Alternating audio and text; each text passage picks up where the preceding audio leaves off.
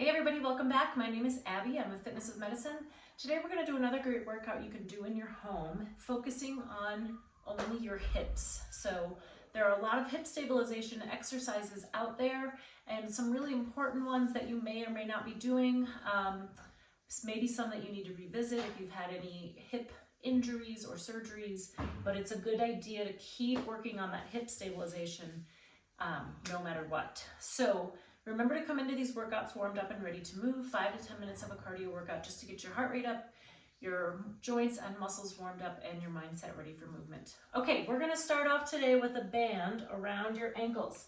And that is the only piece of equipment we're gonna use. So if you don't have a band, you can use a TheraBand and wrap it around your ankles, or you can stand on it. I've demonstrated that in the past, and stand and kind of move. But we're gonna do monster walks. So what I want is some good tension on that band. Now I'm in an athletic stance where my knees and my hips are bent, my tummy is engaged, my chest is tall, my shoulders are down and back. I want to step forward and kind of out to the side, but keeping your toes straight forward. So we're going to go slowly forward and out to the side, all the way across the room, and then we're going to go backwards.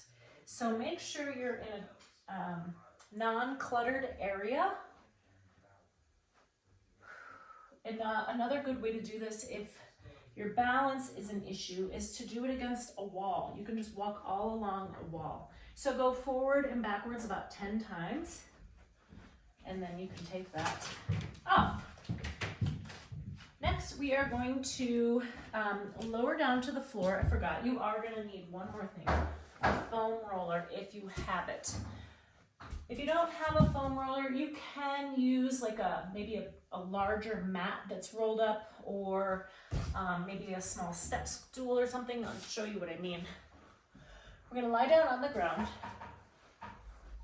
with your calves on the foam roller. What you're gonna do is lift up your hips so it's a straight leg bridge. It's not very far. So normally when people do this, they're like, oh, I can't lift my hips very far. It's not a very big, you're not lifting them very far because your calves are not that far off the ground. You're gonna lift and march, alternating legs. Another way to do this is to put that band that we just used around your feet like here, and then pull against that resistance. But if you've never done these before, I like to start without any resistance. So really try to keep those hips up off the ground. If you need to, you can march and then set your hips down and then try a couple more, and that's okay. This is a really challenging one, trying to keep those hips up. Now, the further you have that foam roller up closer to your knees on your calves, the easier this will be, because you do get to lift just a little higher and it's a little bit shorter of a lever. So try to do it 5 times on each side to start. And then if you can, do a few more. Like I said, it's a really challenging one, but it's a really great exercise, not only for your psoas, which is underneath your hip bone here, but also your hamstrings and your glutes are really firing to keep you up in that bridge. Okay, now we're gonna stay down on the floor, so I'll get my foam roller out of the way. Lying on your side. Now I want your hips and your shoulders stacked right on top of each other. So you almost want to think about keeping that lower hip tucked under so that you're not open to the ceiling at all. You want to really be just open to the wall. Now we're going to do clamshell. So bring those feet up towards your hips. You're going to keep your feet together and lift.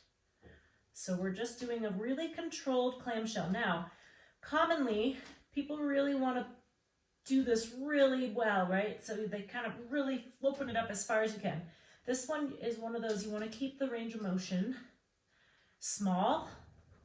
It actually works your glutes much more efficiently. Lots of times too, people want to add bands to this, and I don't think that's necessary. If you're in the right position, in the right posture, your hips are stacked, your shoulders are stacked, almost feel like you're rolling forward, then first of all, I can't really lift it beyond here. That's my range of motion. And my glutes are on fire right now. Nice and slow, keep those feet together, and 10. All right, let's switch sides. So take the time to tuck those hips under, bring your heels up towards your hips, and right here. And if you do 4 or 5 and you're really not feeling it very much, right back in here, then kind of readjust. Bring those feet up towards your hips. Small range of motion. Don't be an overachiever on this one. Okay, now we're going to stay right here for the next exercise. And we're going to start in the same position. You can keep that head in line with your spine. If you need a pillow or if you use your arm, sometimes a yoga block works really well. Now we're going to do the opposite clamshell. So now you're going to lift your ankles, lift your feet, but keep your knees together. So you're starting in the same position.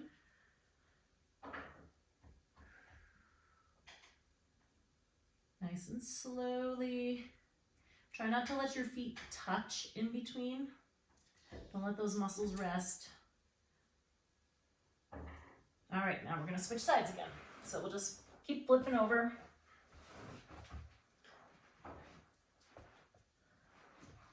This one isn't quite as crucial to be in that really specific posture with your hip. I mean, it's the same starting position, but you can't really lift it much higher than this. You're really working that muscle group no matter what. 9 and 10. Okay, great. Next, we are going to use a pillow or balance disc. I lied again. I said we weren't going to need any other equipment. But we're going to do knee squeezes. So you can sit on a chair or you can sit on a ball, whatever you have. It doesn't really matter what you're sitting on, but we're going to squeeze. So if you don't have like a balance disc or a small ball works really well, just a soft like playground ball, a pillow. If you don't have anything around that you can come up with, put your hands between your knees and just squeeze that way. It doesn't matter. Like you're activating those adductors, those muscles on the insides of your thighs. And so it doesn't really matter what you squeeze as long as it's soft and it feels okay. So squeeze it, hold it for a couple seconds and release. And now also you're controlling how hard you squeeze. So if you're squeezing so hard that you're like, it's hurting or it's too much, just don't squeeze quite as hard. You're going to activate those muscles either way. And rest, good. Okay, we're gonna lower back down to the ground for the last one. And we're going to do hip extension on your hands and knees. So what I want you to do is have your hands directly beneath your shoulders, your knees directly beneath your hips.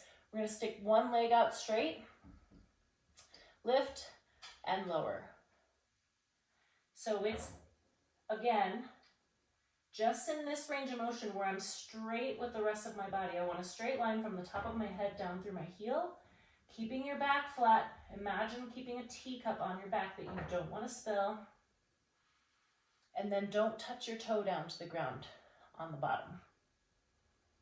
Last thing, keep your head in line with the rest of your spine. You want that cervical spine happy. So think about almost like tucking your chin here, so that if somebody is pulling you with a rope through the top of your head, that's the posture you want to envision, so that everything stays in line.